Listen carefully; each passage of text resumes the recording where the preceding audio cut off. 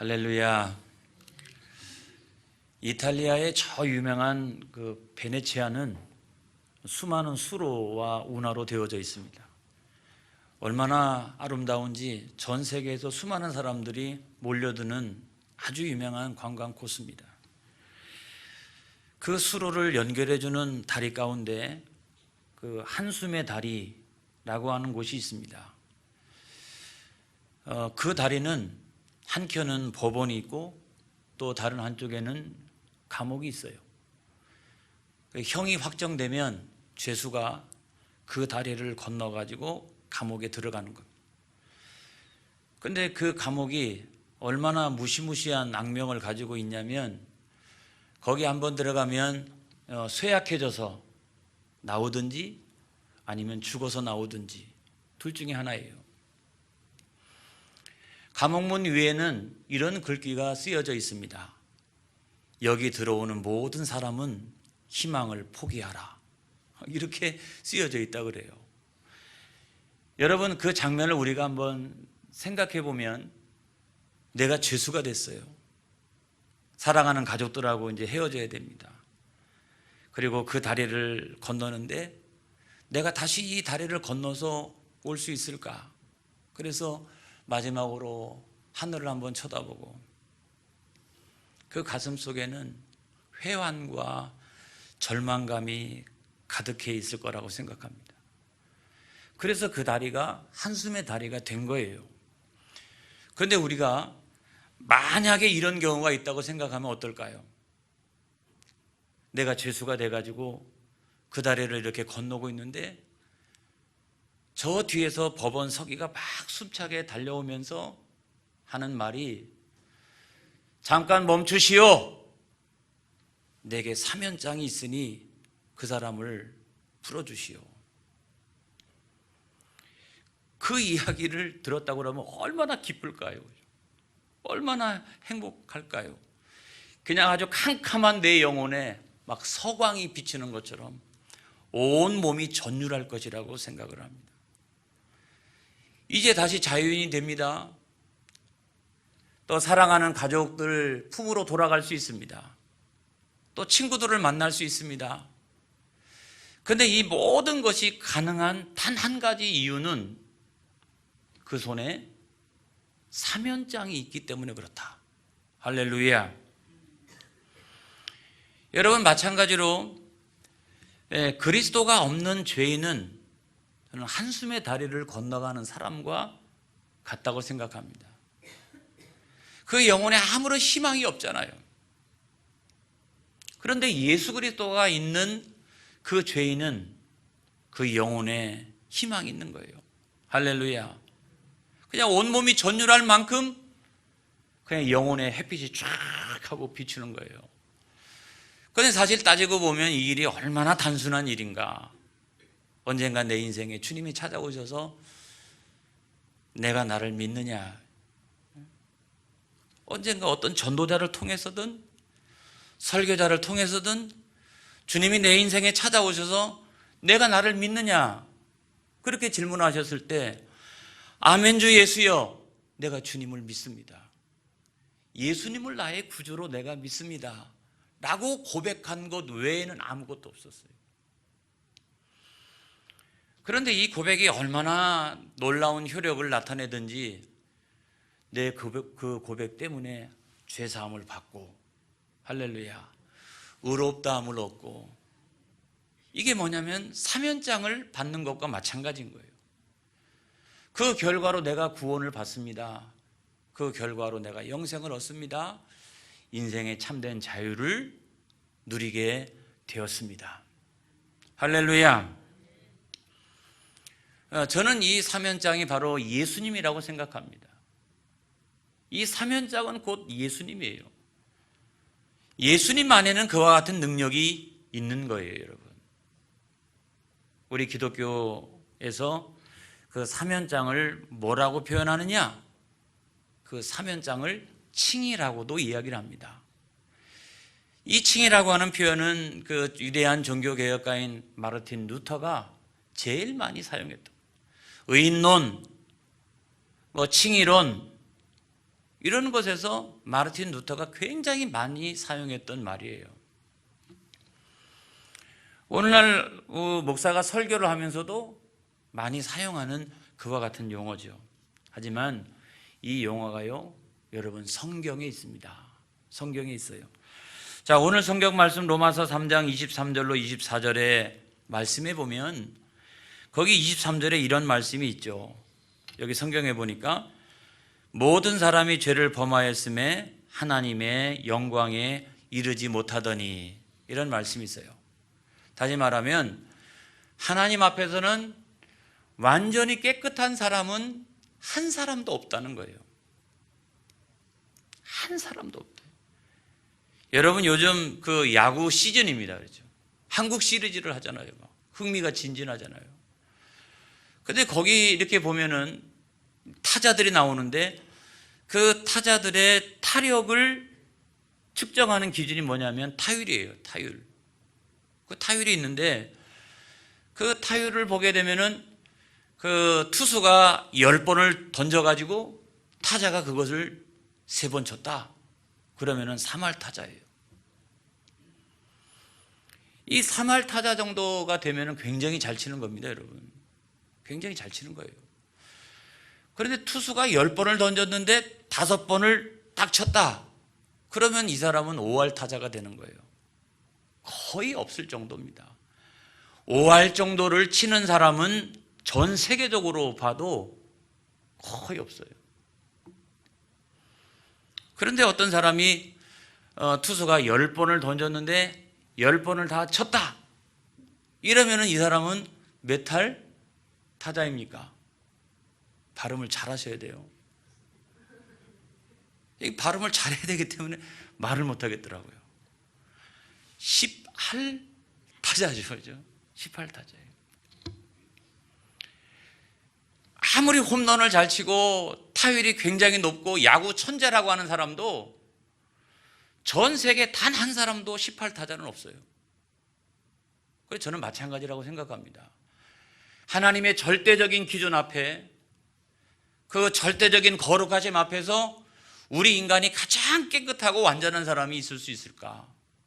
여러분 생각해 보면 다른 사람에 비해서 내가 상대적으로 도덕성이 좀 낮고 또 윤리적으로 더 깨끗하고 이런 사람은 있을지 몰라도 하나님 앞에서 완전히 깨끗한 사람은 없는 거예요, 여러분. 그게 인간이 가지고 있는 연약함이에요. 인간이 가지고 있는 부족함이에요. 인간이 가지고 있는 어떤 허물이라고 얘기할 수 있어요. 그 허물 때문에 인간이 절대적으로 구원받을 수가 없는 거예요. 그 전제 때문에 여러분 오늘 성경 말씀 24절에 보면 이런 말씀이 있잖아요. 그리스도 예수 안에 있는 속량으로 말미암아 하나님의 은혜로 값없이 의롭다 하심을 얻은 자 되었느니라. 할렐루야. 그렇게 인간 스스로가 구원받을 수 없기 때문에 인간이 구원받기 위해서는 누가 있어야 된다? 그리스도가 있어야 된다. 할렐루야. 구세주가 있어야 된다. 그 구세주가 누구냐면 그리스도 예수 안에 있는, 할렐루야, 예수님이 그리스도라는 거예요. 그래서 우리가 다 완전한 사람이 없지만은 내가 그 예수 그리스도 안에서 완전한 사람이라고 하는 인정은 받을 수 있다는 거예요. 여러분 그게 어떻게 가능할 수 있겠습니까? 오늘 성경의 말씀에 보면은 예수 안에 있는 뭐로? 속량으로. 할렐루야. 그 속량의 은혜가 있다는 거예요. 예수님이 내 죄를 대신하여 십자가에 죽으셨는데 내가 그것을 믿으면 내 죄가 속하여 진다고 하는 사실입니다. 할렐루야. 이게 바로 이렇게 속량의 은혜죠. 죄가 전가되어지는 걸 말하는 겁니다. 내 죄가 예수님에게로 전가되어지는 걸 말하는 거죠. 그게 하나님의 은혜로 이루어지는 거예요. 그런데 그 효력이 얼마나 대단합니까? 여기 보면 하나님의 은혜로 값없이 의롭다 하심을 얻은 자 되었느니라. 할렐루야. 하나님의 은혜로 값없이 의롭다 하심을 얻은 자 되었느니라. 그 속량의 은혜로 말미암아 내가 의롭다 함을 받은 자가 됐다는 거예요. 할렐루야. 그래서 내가 진짜로 의로운 사람이 아니라 의롭다함을 인정함을 받는 사람이 됐다는 거예요. 이걸 여러분 믿으시기 바랍니다. 이게 한자로 따지면 칭의인 거예요. 칭의. 일컬을 칭, 옳을 의. 이래서 옳다고 일컬음을 받는 자가 된다는 거예요. 의롭다고 일컬음을 받는 자가 되고요. 또 의롭다고 인정을 받고 의롭다고 하나님 앞에서 선언받는 자가 된다고 하는 사실인 거예요. 할렐루야. 이게 여러분 우리가 이야기하는 그런 칭이라고 하는 거예요. 칭이라고 하는 거예요. 여기에는 세 가지 전제가 있습니다. 뭐냐면 하나는 내가 철저히 죄인이다. 그런데 하나님의 은혜가 있었는데 그 하나님의 은혜가 뭐냐면 예수 그리스도의 십자가 사건이다. 할렐루야. 그 십자가 사건, 그 속량의 은혜를 통해서 내가 의롭다함을 얻게 되었느니라. 이걸 여러분 믿으시기를 주님의 이름으로 축원합니다. 어느 주일학교 선생님 하나님에 대해서 가르치면서 이렇게 얘기했어요. 하나님은 얼마나 놀라우신 분인지 하나님은 못 보시는 것이 하나도 없고 하나님께서는 심령을 꿰뚫어 보시는 하나님이시다. 그렇게 이야기를 했어요. 그 이야기를 듣고서 아주 명석한 그 어린 친구가 일어나더니 그렇게 이야기하는 겁니다. 하나님께서도 못 보시는 것이 있습니다. 그랬어요. 깜짝 놀라가지고 야 그게 뭐냐?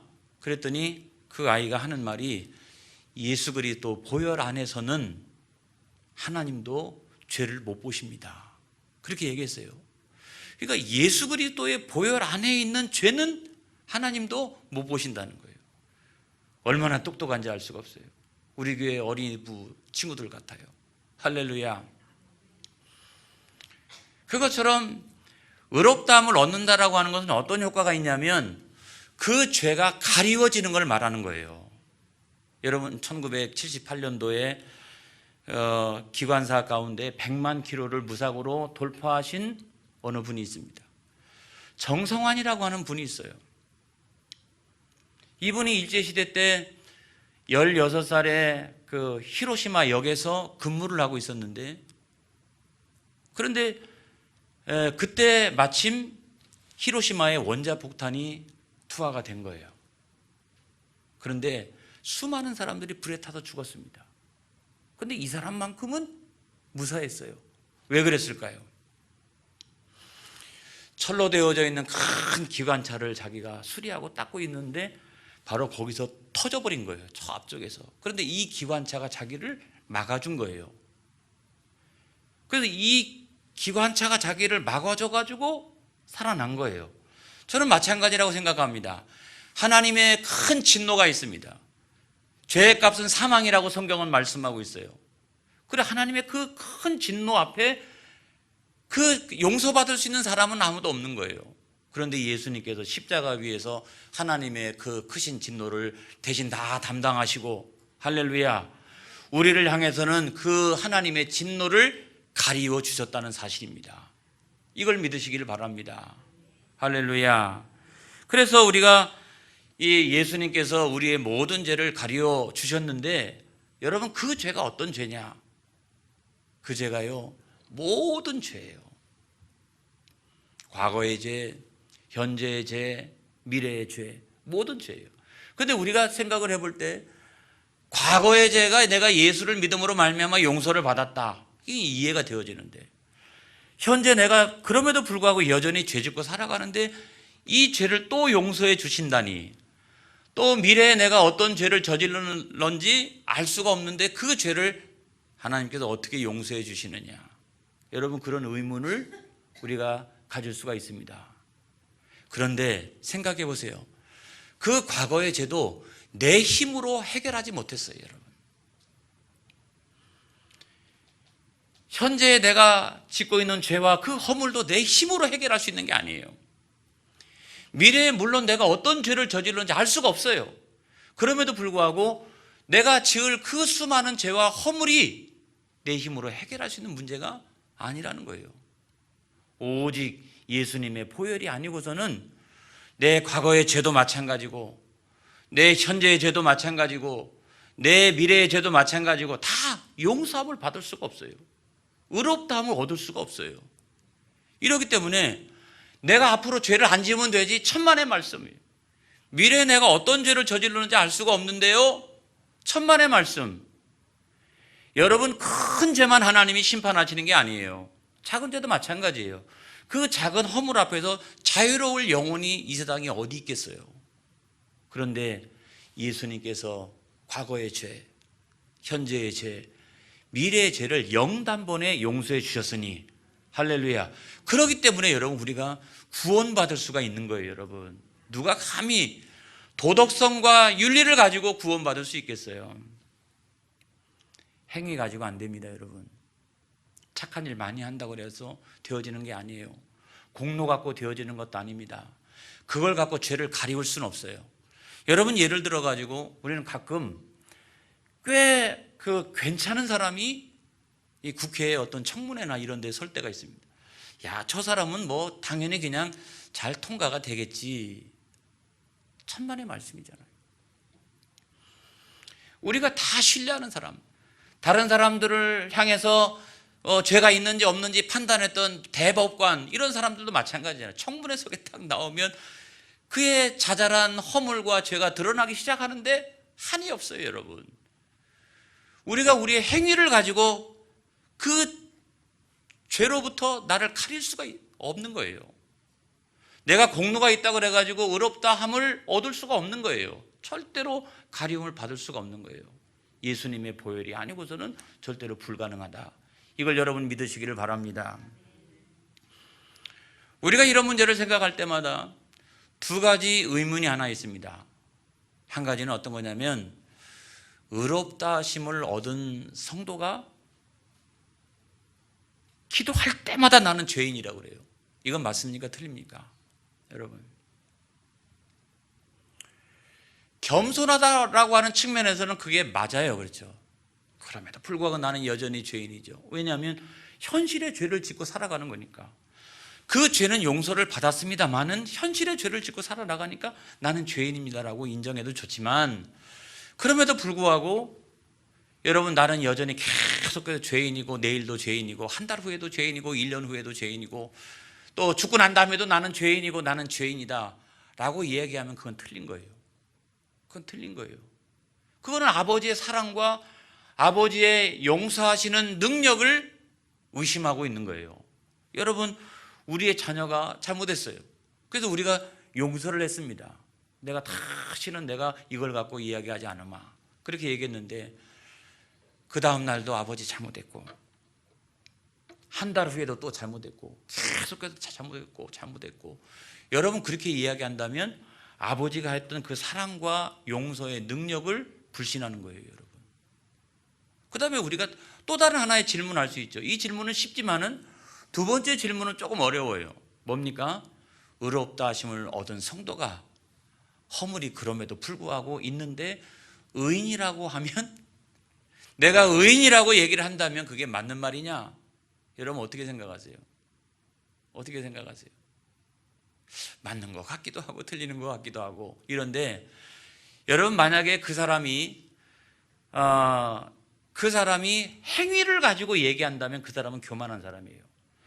아무리 의롭다 하심을 얻었다고 해도 허물이 있을 수 있는데, 그럼에도 불구하고 나는 죄 용서를 다 받았기 때문에 나는 의인이다 라고 얘기하는데, 그 사람이 자기가 가지고 있는 행위를 갖고 얘기한다면 그 사람은 교만한 사람이죠.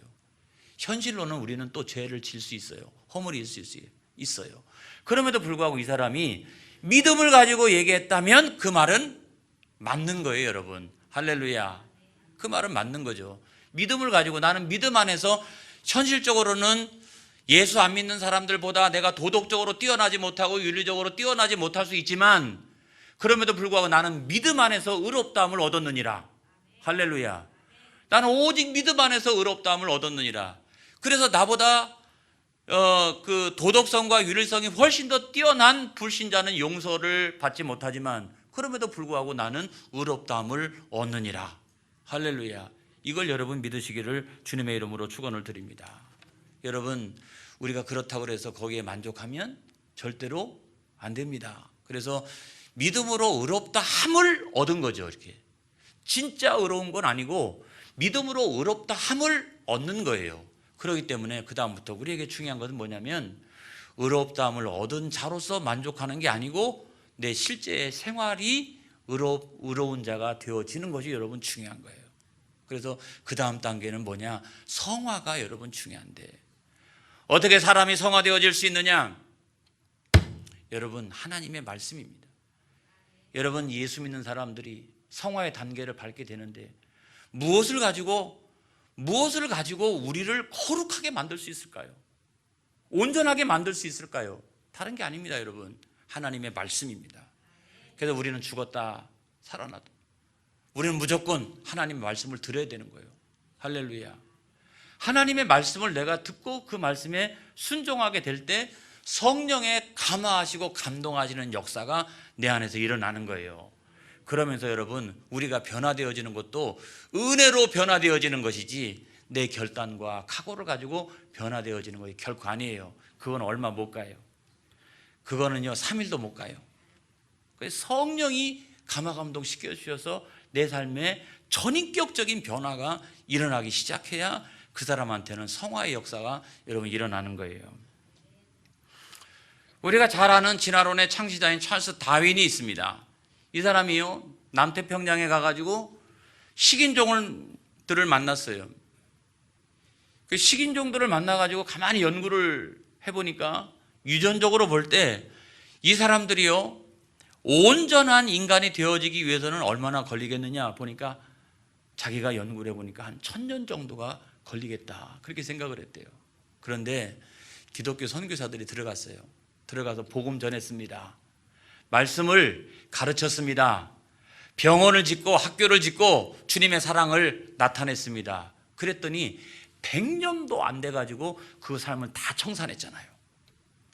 과학자들이 이야기했던 거 1000년 걸린다고 그랬는데 복음이 들어가니까 100년도 안 돼가지고 사람이 변화되어지는 역사가 일어나잖아요.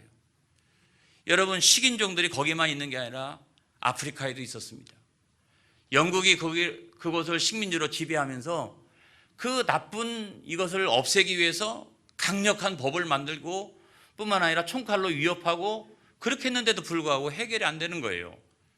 그럼에도 불구하고 그것이 싹 하고 없어졌어요. 왜 그랬을까요? 기독교 선교사들이 들어갔습니다. 예수 복음을 전했습니다.